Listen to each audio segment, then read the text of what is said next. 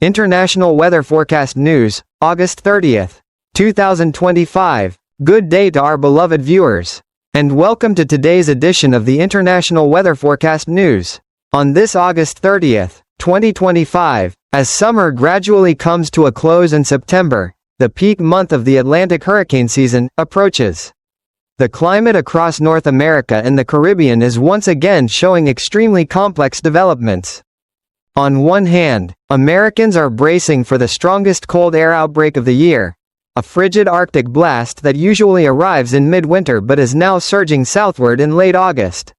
On the other, over the eastern Atlantic, a newly formed tropical disturbance has raised red flags among meteorologists, with warnings that it could soon strengthen into Tropical Storm Gabrielle, posing a direct threat to several Caribbean nations and possibly the United States. Let us begin with the situation in the U.S., where millions of residents in the south and southeast are anxiously awaiting this rare Arctic intrusion. According to meteorological agencies, a massive cold air mass from the Arctic is plunging rapidly southward. This phenomenon is tied to the Arctic Oscillation, AO, which, instead of trapping the cold at higher latitudes, allows it to spill deep into lower latitudes, engulfing the southern states. Adding to this, a blocking high over the northeast is preventing the cold from escaping eastward into the ocean, forcing it to drive straight into the south. As a result, in just a matter of days, temperatures across much of the southern U.S. could nosedive. Forecasts show that Texas, Louisiana, Mississippi, Alabama, and the entire southeast will experience daytime highs only in the 50s to 60s degree F, 10 to 15 degrees Celsius, levels rarely seen in August or early September. Higher elevation areas of Colorado, New Mexico, and even the Texas Panhandle could drop into the 40s degree F, 4 to 9 degrees Celsius, with biting winds making it feel much colder. Notably, models suggest this will not be a one-time event. Additional atmospheric oscillations are expected to pull reinforcing waves of Arctic air southward through early September.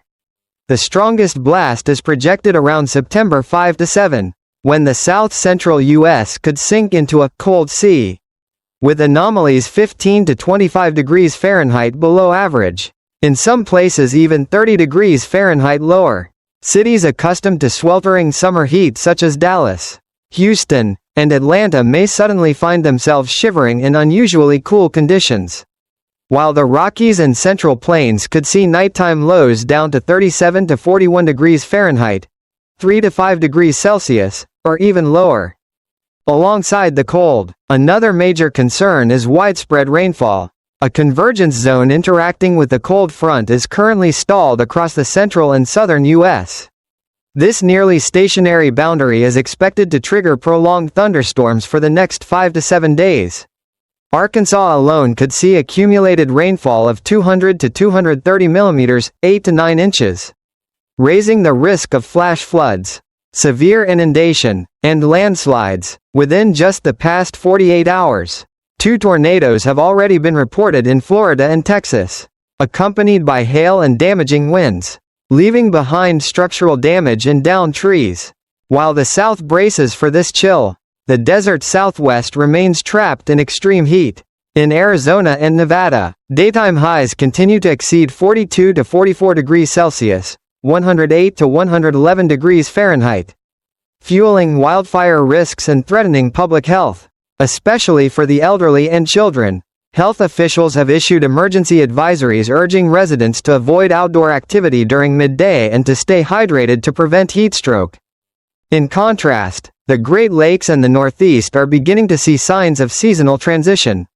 Temperatures there have moderated to 18 to 25 degrees Celsius, 64 to 77 degrees Fahrenheit, accompanied by scattered showers. Residents in Michigan, Ohio, and New York are already feeling the shift from summer to crisp autumn weather. Still, experts caution that sudden thunderstorms may flare up during this transitional phase, causing localized power outages and transportation disruptions. Turning to Canada, weather patterns remain starkly divided. Western provinces such as British Columbia and Alberta continue to suffer severe drought, with wildfire danger at high levels.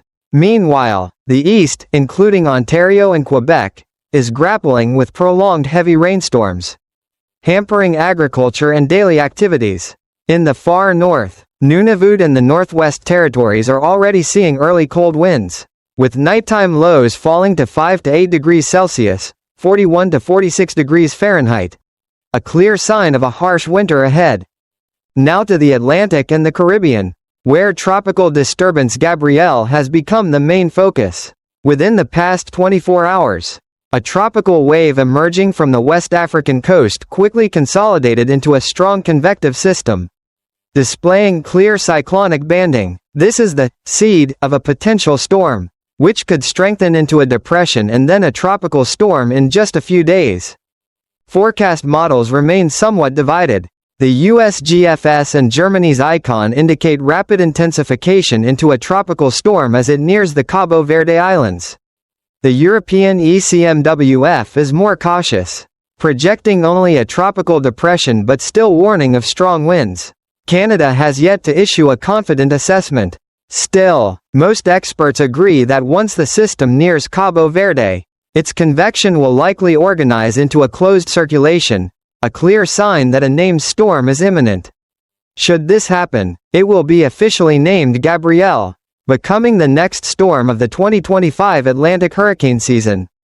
This timing is no coincidence. Late August and early September mark the climatological peak of hurricane activity, when ocean surface temperatures across the basin reach their highest levels, combined with abundant atmospheric moisture, ideal breeding grounds for powerful storms. The critical question now is Gabrielle's trajectory. The key factor is the subtropical high. If this ridge remains strong and anchored, it will act like a wall, steering Gabrielle westward straight toward the Caribbean. But if it weakens or shifts, the storm could curve northward or northeastward, remaining over open Atlantic waters and sparing landfall. In the westward track scenario, many Caribbean nations would need to prepare urgently. Cuba, Jamaica, the Bahamas, Haiti, and the Dominican Republic all face high risk, with potential rainfall of 50 to 100 millimeters, 2 to 4 inches, over just a few days, along with damaging winds, flash flooding, and landslides, especially in mountainous terrain.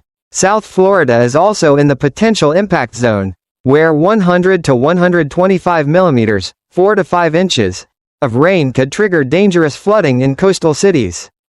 Further south, Central American countries such as Honduras, El Salvador, Nicaragua, and Costa Rica may also experience torrential rains, floods, and landslides. Even smaller island nations like Barbados, St. Lucia, and Puerto Rico, while likely to be less directly impacted, would still endure prolonged thunderstorms, disrupting daily life, tourism, and commerce. In this context, meteorologists stress the need for heightened vigilance across the Caribbean, Central America, and the U.S. East Coast. Essential preparedness measures, such as stocking food, clean water, batteries, medicine, and having evacuation plans, could prove life-saving. Past disasters such as Hurricane Irma in 2017 or Hurricane Dorian in 2019 remind us that even a small tropical wave can evolve into a catastrophic storm if not taken seriously. In summary, the climate picture for North America and the Atlantic at the close of this August is defined by extremes and unpredictability. On one side, a massive cold blast plunging deep into the southern U.S., on the other, the looming threat of Gabrielle in the Atlantic. This dual challenge not only disrupts daily life but also underscores the broader uncertainty of global climate change. In the days ahead, we will continue closely monitoring both the trajectory of Gabrielle and the strength of the Arctic cold air. All crucial updates will be delivered promptly in upcoming broadcasts. Thank you for watching. We wish you safety, preparedness, and peace of mind as you navigate the final days of August.